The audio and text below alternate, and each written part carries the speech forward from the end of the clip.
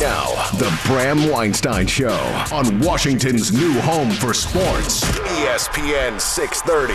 Hey, babies. Hey, babies, hey, babies, hey, babies. Hi, everyone.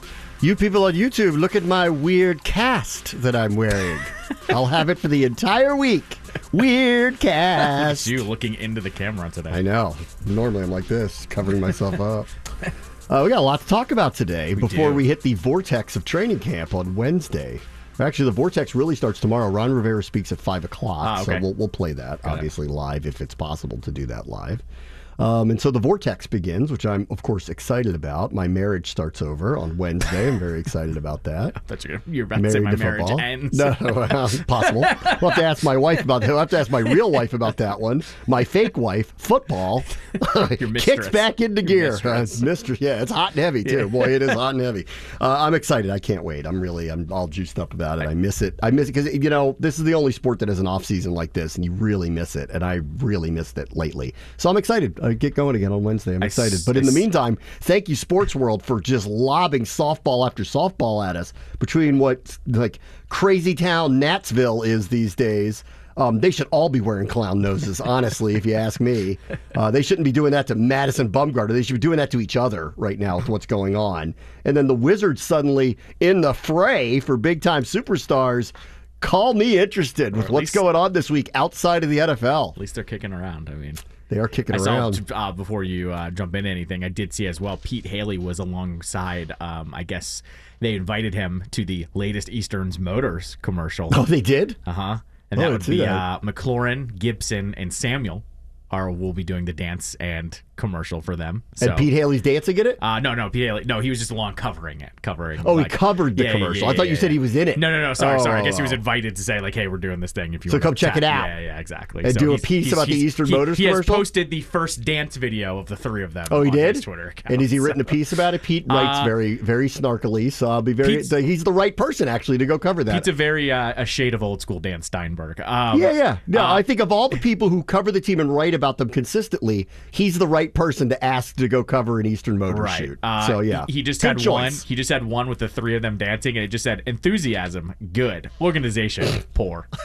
Is that right? Yeah. Okay. It's a little bit of a mixed bag. So. Look, in your mind, you think you're going to dance well. Then the lights go on, and then you don't know.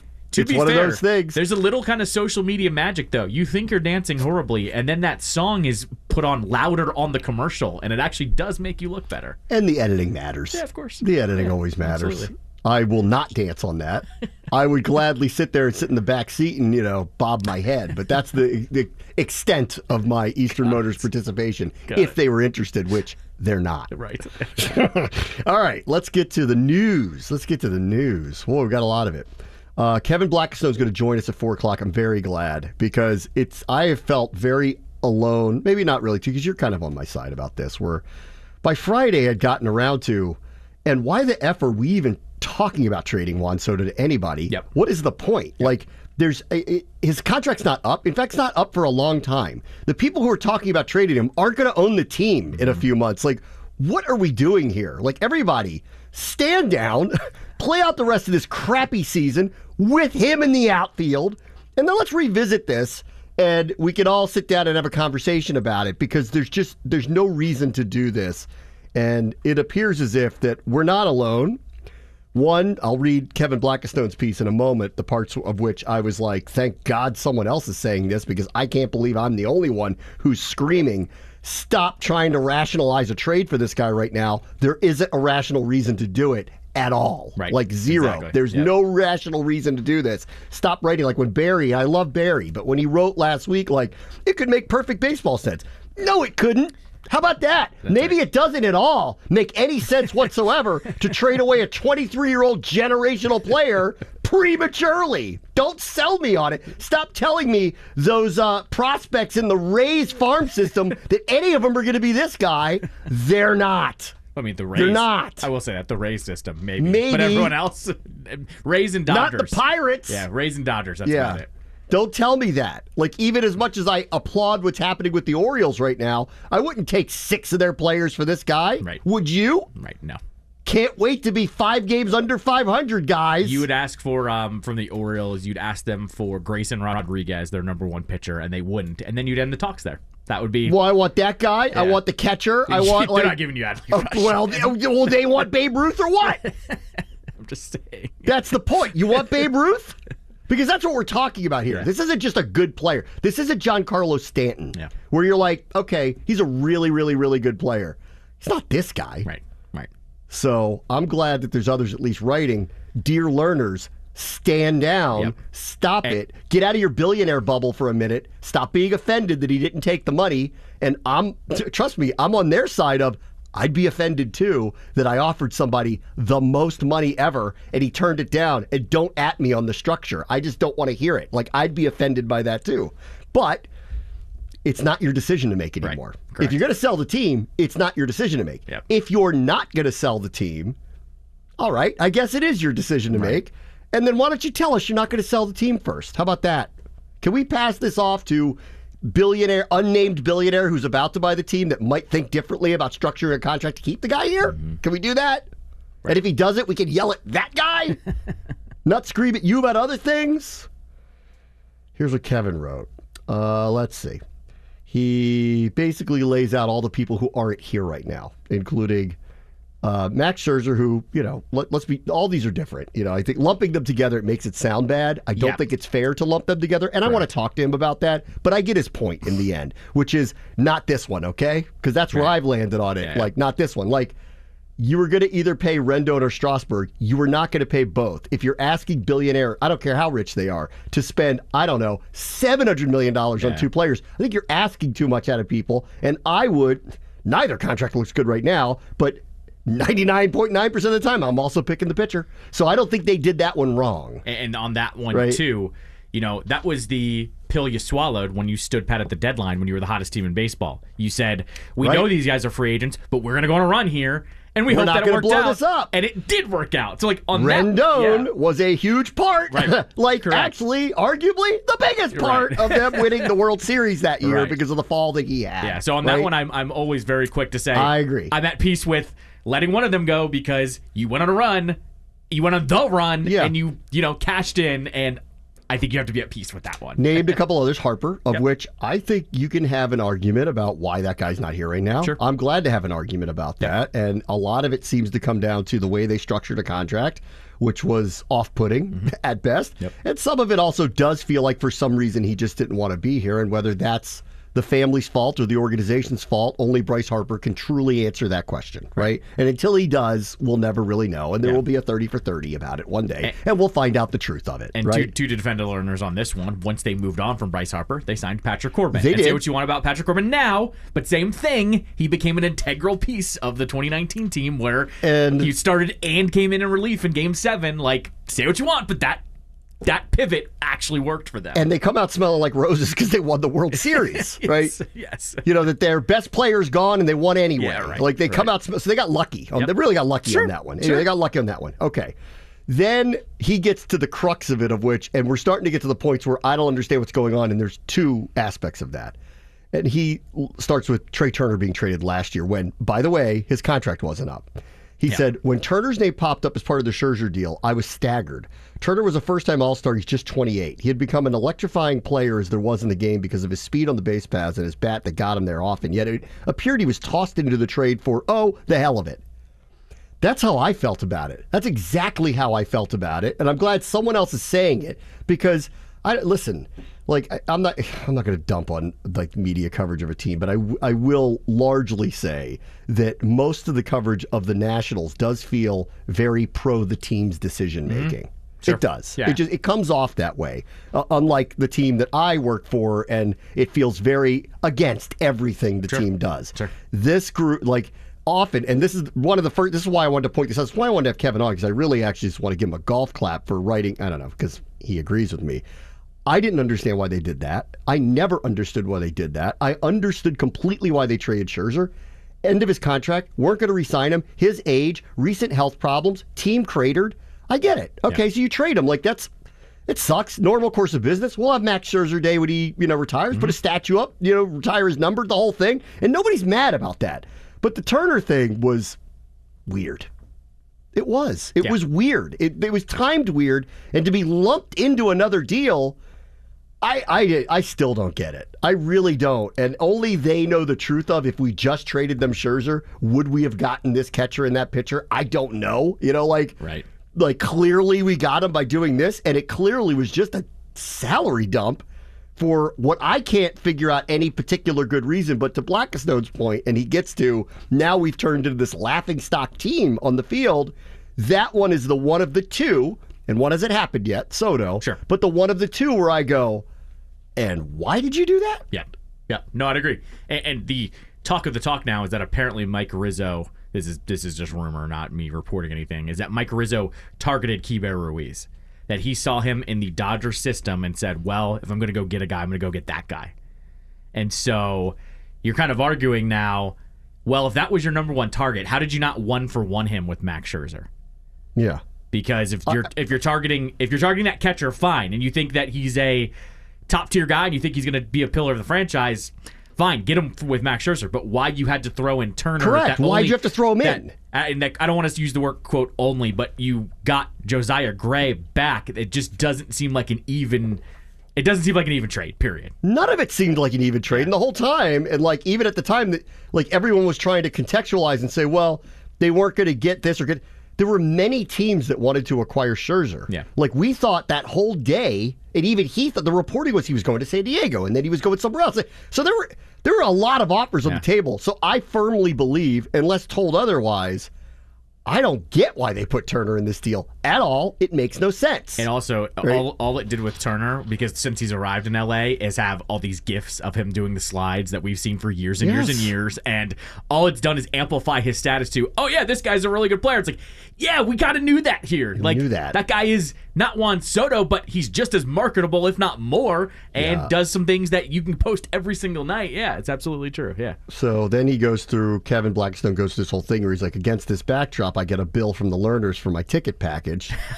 He goes up 21% with no Turner, no Scherzer, no Rendon, no Harper, no Baker. He talks about Dusty Baker earlier, of which I actually agreed with the change there. I know he won a lot of games, but I thought he failed so miserably in the postseason for them. I had no issue with his them. His contract was up too. I think it's that one I had no issue with. Like I'm not going to, lumping this all together, it makes it sound like all these things have happened. Some of them I think need some nuance. If you want Rendon's not here because they were re-signing Strasburg at the same time. Dusty Baker's not here because he threw up on himself in that postseason, and it's his fault that he threw up on himself in that postseason. Yeah, and if you want to go ahead and take a shot at what they pay managers, all yours for you. Because up until Davey Martinez having to re-up, it was a pittance of who was, brought on. Hate to break it to you, but they did win a World Series post Dusty Baker. Absolutely. So in the same way, so you got to be fair, the results were no Harper, no Baker. Well, they won a World Series without either one of them. Right? Okay, so to be fair to them. All right, and then he goes into, and now it's believed the Learners will trade Juan Soto, just 23, who, like Rendon and Harper, is a homegrown player who developed into a star after he turned down the third long-term contract offer, the latest worth $440 million over 15 years. Then he talks about how they're about to sell him, and he wrote this.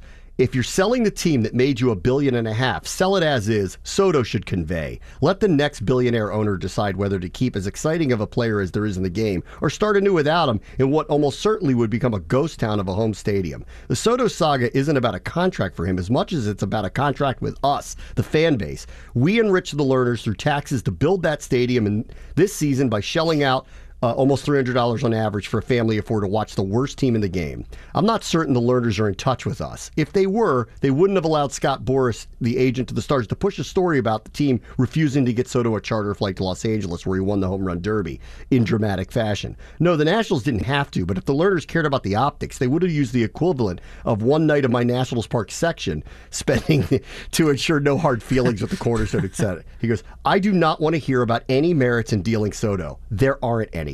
Thank you for writing that. Yep. That's where I ended up. That's where I started the week, and I really ended up by the end of the week. There are no merits to dealing him right now. It makes absolutely no sense unless he is literally saying, I want out of here right now. And if he publicly states that, then as much as I hate that, then I'll hear out the team on, look, maximum value happens right now where he's under team control for a couple of years and he has told you he doesn't want to be here. Yep. That's not what he has said. He has never once said that. And I know these guys all lie because it's not worth it to come out and say this and make it an uncomfortable situation. And if you read Jesse Doherty's piece over the weekend, he's suggesting there are people within this team quietly going to management going, what are you people doing? Yeah. You're not seriously going to trade him, are you? Right. Exactly. Not seriously. Yes, exactly. I will say this. The report over the weekend was that Mike Rizzo is asking for 5 pieces back in return, whether that's low service time and someone that's in the majors already, or your top prospects, essentially. And if you're not starting with that, they're on to the next one. They're saying, don't even come talking to us if you're not coming with that. So I will say, the more and more time that's passing from the initial report to right now is it does seem to me that the Nationals are really just trying to get a feel of what their value is for him. And if some GM loses his mind and gives them 10 prospects for him, they're going to go ahead and do it. But the more and more inkling I'm getting is that it's got to be an extreme offer for them to actually move him. This is from the Byron Kerr retweeted this from the LA Times. Yep.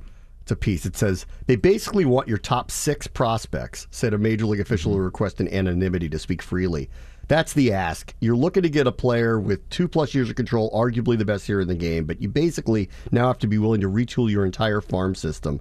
One front office official from another club said it would take 3 or 4 elite prospects and another young major league player with years of control remaining. A second front office member said Soto would cost at least 2 prospects ranked in the top 100 across the minors, if not 3, and 2 solid names that don't have more than 1 year of major league service time. Yep. So they want something that they feel like is unlikely. Right. They want 4 to 6 great prospects. They think that's unlikely. Not one great prospect with a bunch of single A and double A guys thrown in. They want 6 slam dunk players, essentially. Right. I still... I don't know. Blackstone mentions, like, Ken Griffey got dealt. Mm-hmm. What'd they get back? Do you remember? No. You want to know why? Right. They're not him. Right. You know what he is? One of the greatest players of all time. Sure. That's what this guy is. This is where I've drawn the line. I'm with Blackstone here, and I've just drawn a line here. This guy's different. Stop it. This guy's different.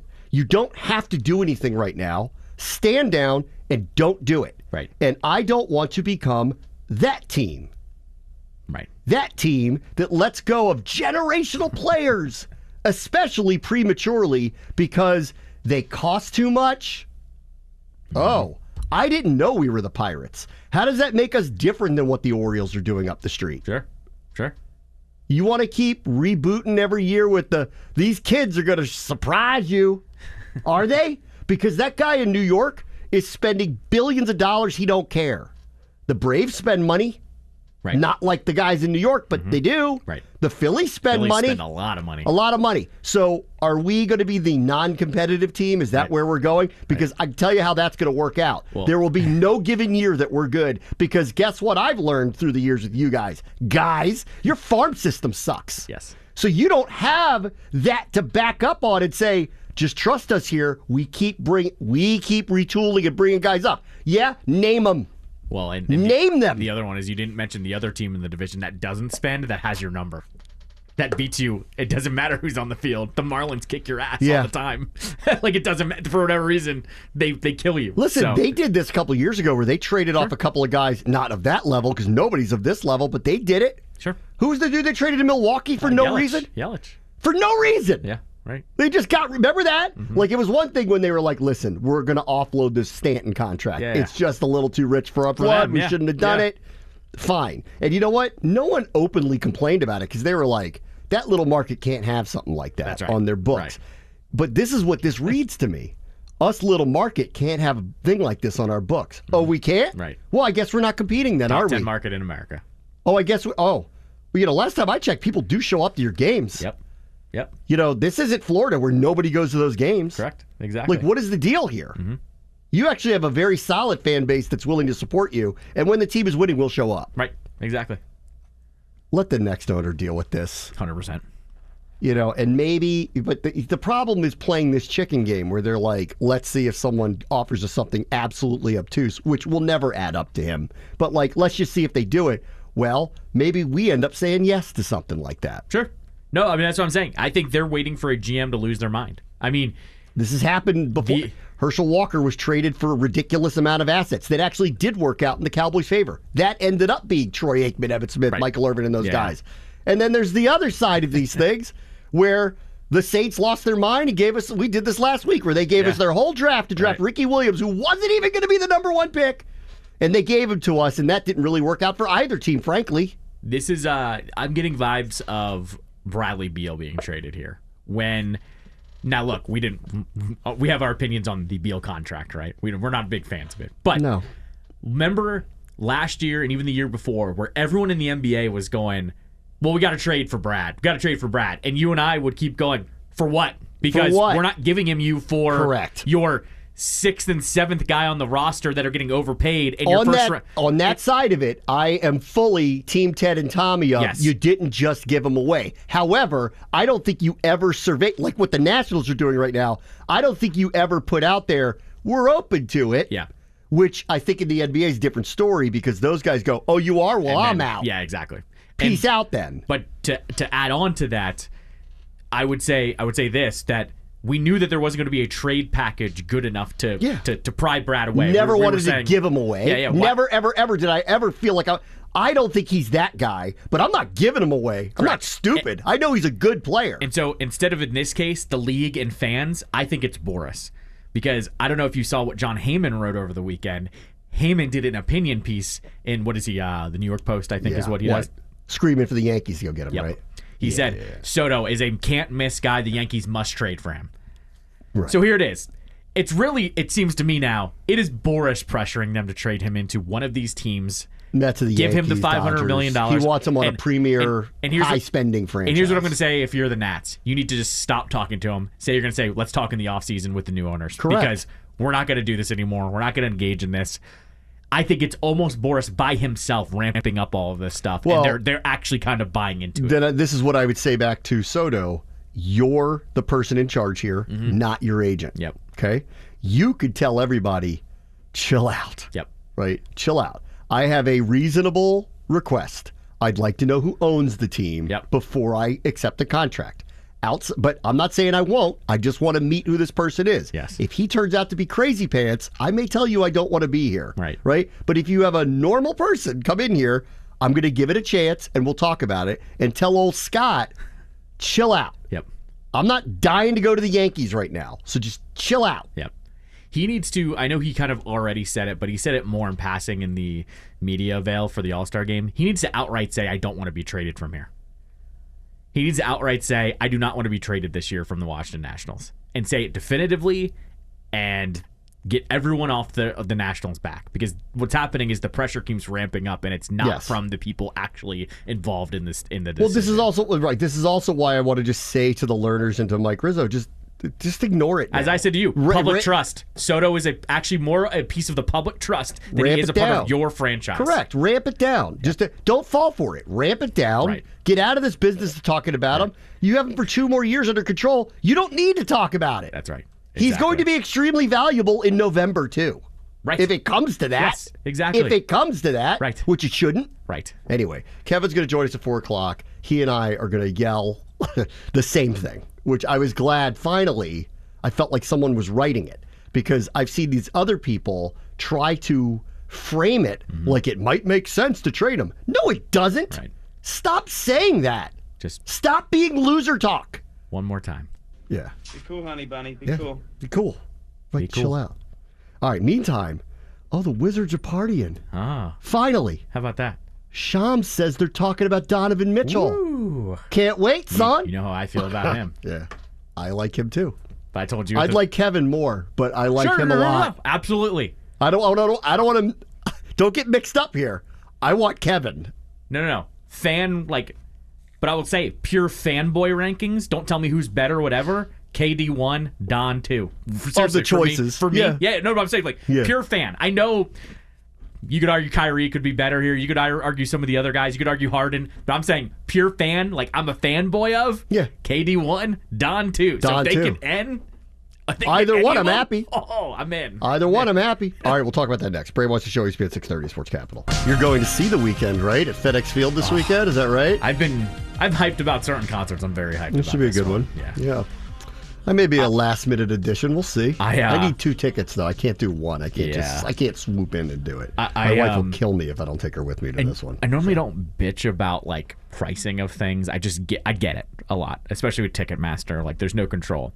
But I've been getting emails once a week of, hey, buy your parking for the weekend because you need to buy a parking pass to go. That'll be $750, sir. Dude, I opened up the app this morning because I go to a cash lot and I won't divulge where I go, but it's walkable distance, and it was $70 for the cheapest one. They're not kidding around this weekend. And Ticketmaster will be throwing their fees on top of that. For a parking pass. Yeah. $87, buddy. $17 in fees, huh? How much money is that company making? $17 in fees? What processing? Right. What is It's a computer. Right. It takes 2 seconds for it to spit it out to you. You just spit a QR code and it costs $70? It's an algorithm. That's annoying. Like, there's some final straws here, and that's one of them. Because, like, hey, $40 and maybe $5 on top, whatever. $70? Come on, guys. Guys. Come on. All right. From the NBA, let's get excited. Tommy and Ted are finally out mingling. I'm psyched. Oh, man. According to Shams, Wizards, Raptors, Hornets, Kings, Heat, and Hawks, along with the Knicks, have expressed interest in Donovan Mitchell. As of a week ago, everyone was reporting him going to the Knicks was happening.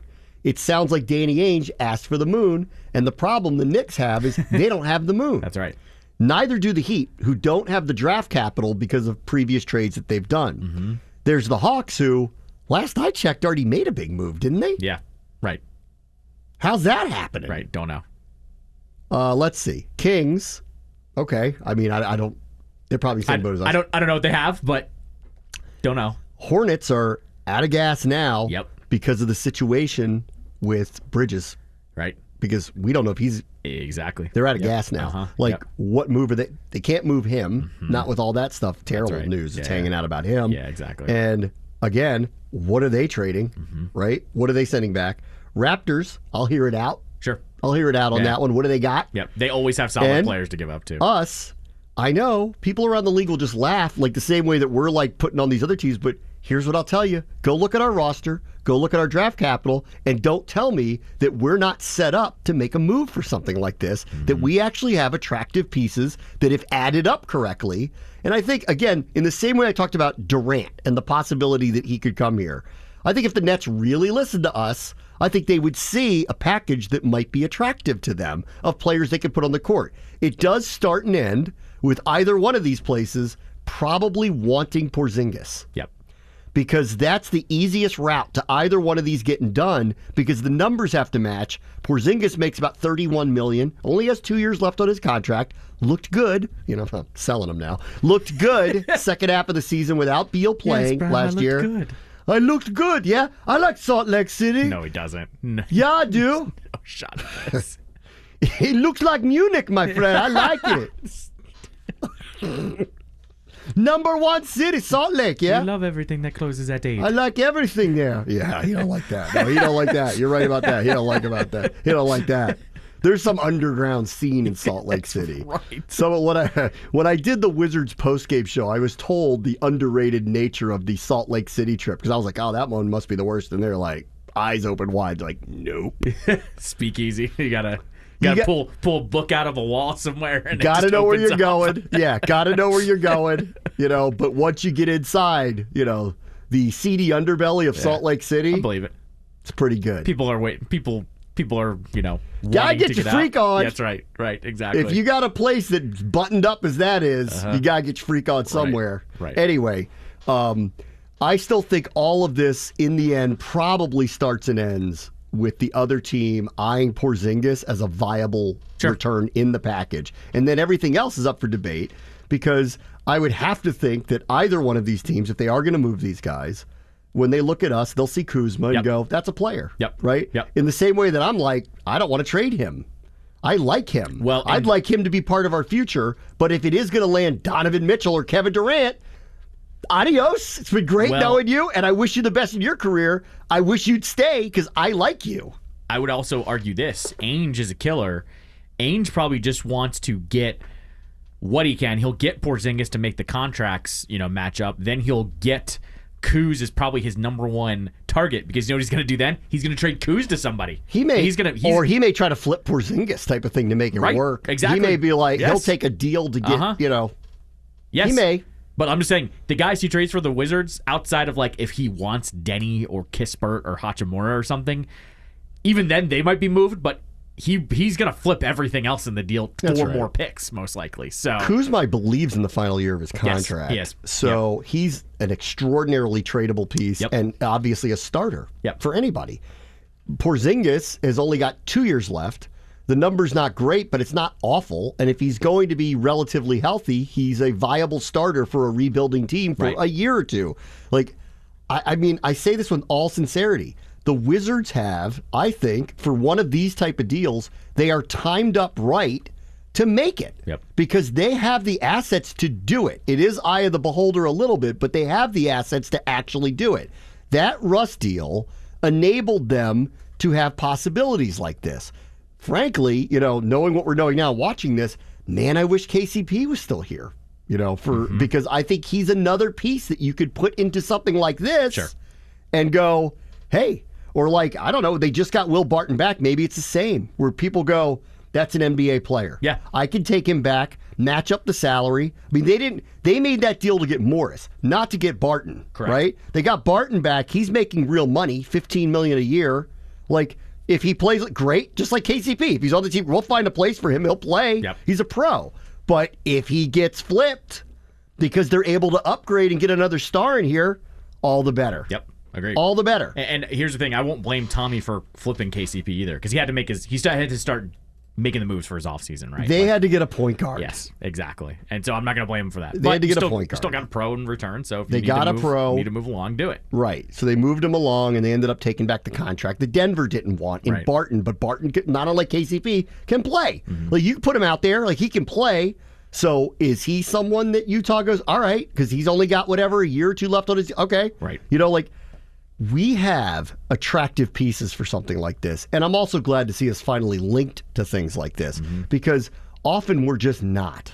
And I think it's good, and I felt this way all along, you got to get your name out there circulating in these things. It's important for Stephen A. to sit up on First Take and say, watch out for the Wizards. They might be able to do this, or they're interested, or they want to mingle. And everyone seems to think that Bradley Beal's great. So, why wouldn't the perception be, if you get another superstar with him, that would turn them around and make them potentially a contender of these? Why wouldn't we think that way? We should. Yeah, and I'll go back to what I said to you. The kind of realization was, there are all these guys open to being moved in a trade. And if there's anything we've seen over the past few years with Tommy, that guy could pull off a trade. He is able to pull them off. You need to give him a little bit of time. I'm sure he's grinding on some of these GMs in terms of, hey, what are you guys thinking today? How does that package look of, Kuzma, Hachimura, Denny, and Porzingis to make the contracts and a couple first-round picks? How does that look today? And if he's doing his thing, I actually trust him to pull something, like this off. And if he does,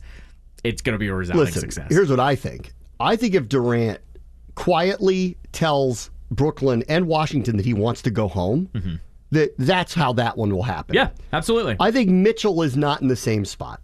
I think Mitchell is going to be traded to whoever he gets traded to, because I don't think he wields that kind of power with them. I would say with KD, though. KD wields too much power. I think he can tell Brooklyn, it's not going to happen because I'm going to tell them, behind the scenes, I ain't playing for them. If they want to send him anywhere. If that happens, fine. But I still think they could go to Brooklyn and say, how does this sound for KD? And then Brooklyn goes to KD and says, hey, man, we have this offer from Washington. Yes. Do you want to go home, or can you go home? It'll help us out in the long run. I feel like he would actually be open to that, but it depends how he really feels about the situation. I feel like the Mitchell one, while he should be wielding power in this, feels way more open-ended. Like in the KD one, okay, it got out that the Celtics tried to trade for him. Well, they were just in the finals. Yeah, right. And they're the Boston Celtics. Yes. Hello. Yeah, exactly. So as they got some fallout to deal with now, which we'll get to next hour, because Jaylen Brown's already tweeting shaking my head and stuff like that, and eyeballs and all that stuff. Like, oh, really? Is that right? Really? This is why the NBA offseason might be better than anything in sports right now. It might be. Right. It's incredible.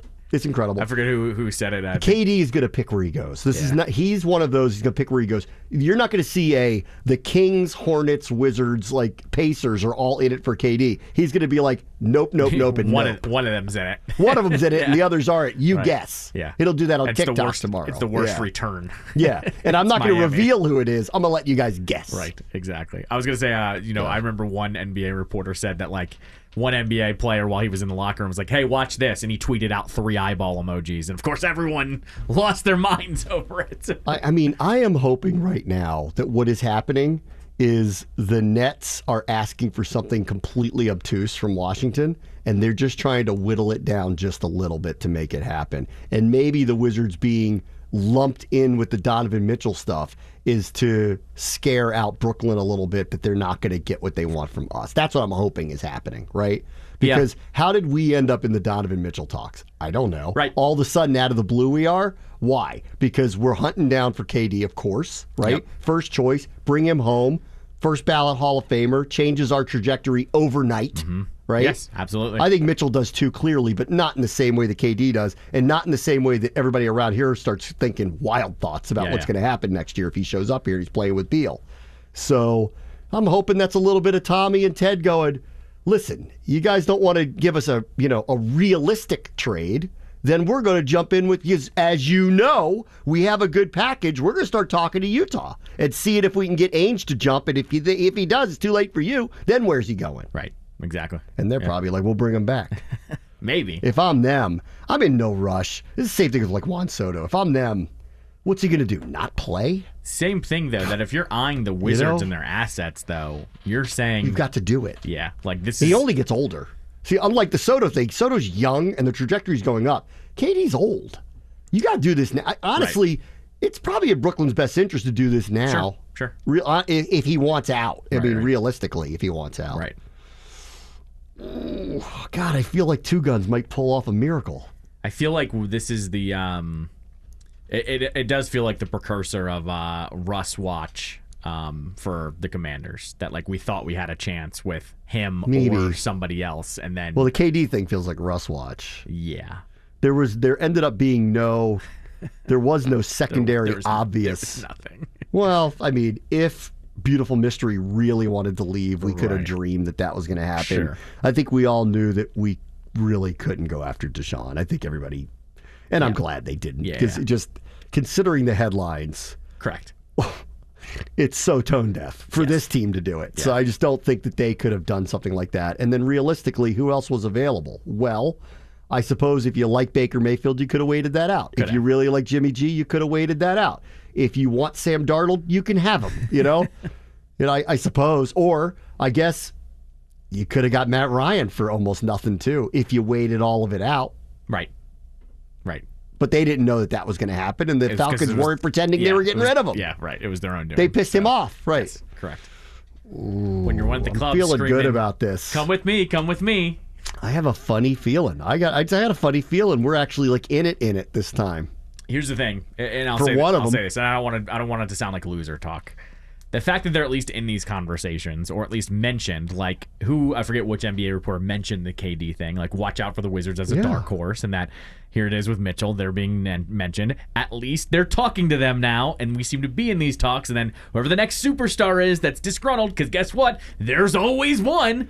Hopefully they're the Heat and the Knicks. The Heat and the Knicks want them, but they don't have anything like that what we can offer. Right. That's the truth of it. Correct. The truth is the reason why we're involved in this is because the other team looks at us and goes, I can make a deal out of that if they're willing to let me fleece them. Yep.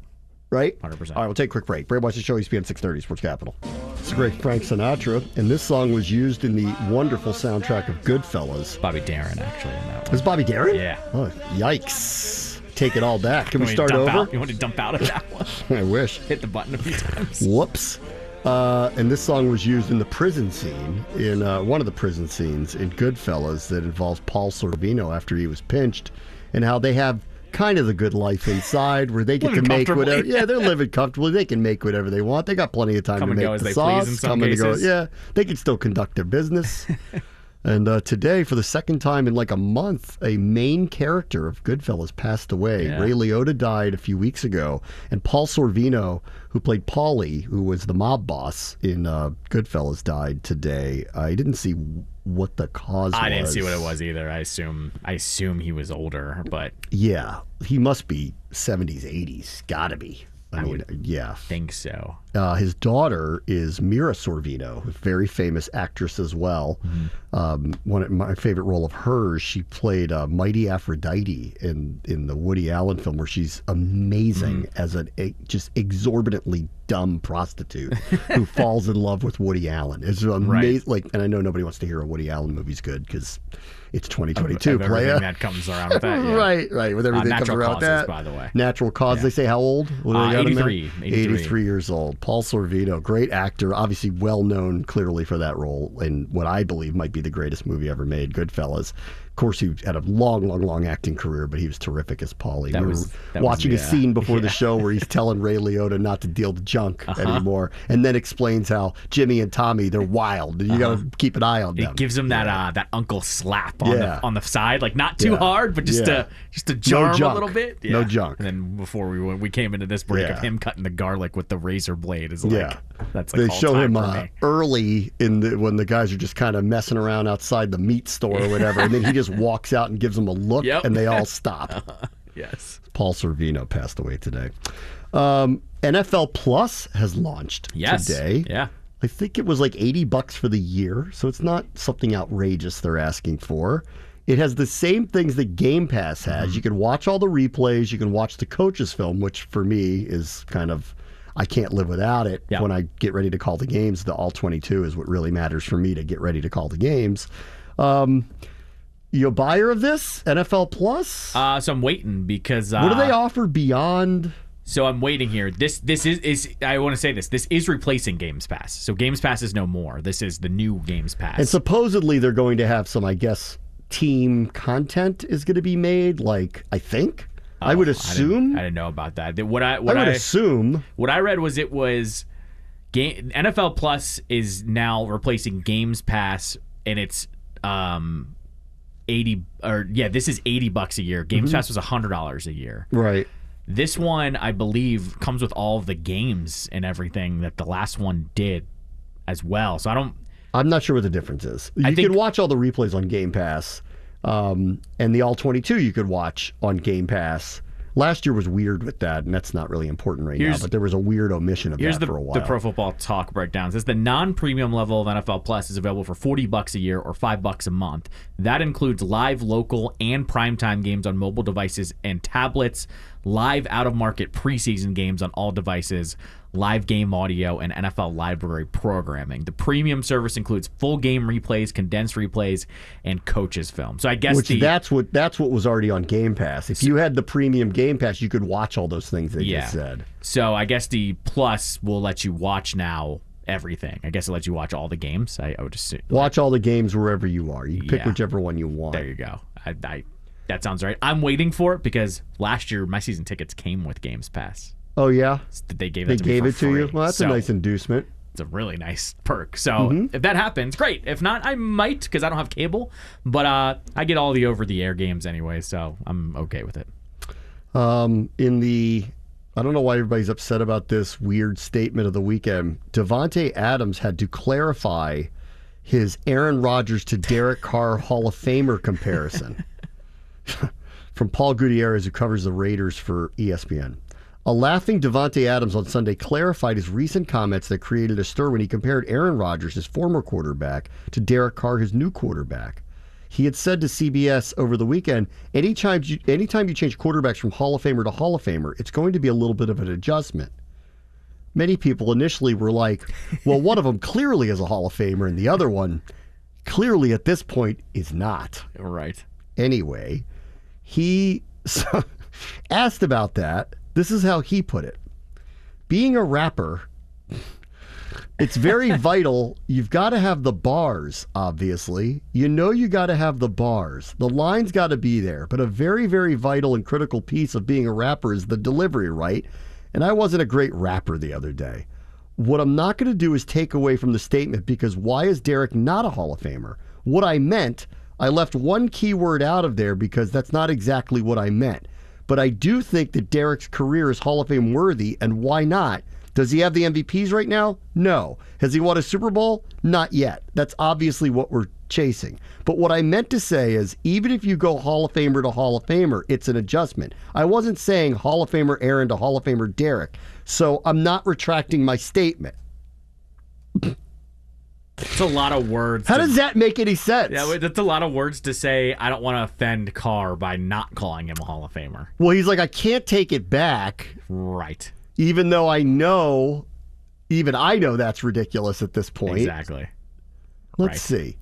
Quote, Derek's career, honestly, if you look at the numbers that he's had and what he's had to work with, and the adversity that he's had in Oakland now coming to Vegas and the type of stuff that's been going on here in the past, which hopefully we're putting that stuff to bed. But yeah, I didn't deliver that message the way I had it in my head. So later when I saw the original quote written out, it kind of made my stomach drop a little bit, because I was like, oh God, here we go. People are going to blow this up Yes, and take they everything are. I say, and we're the only team at camp right now.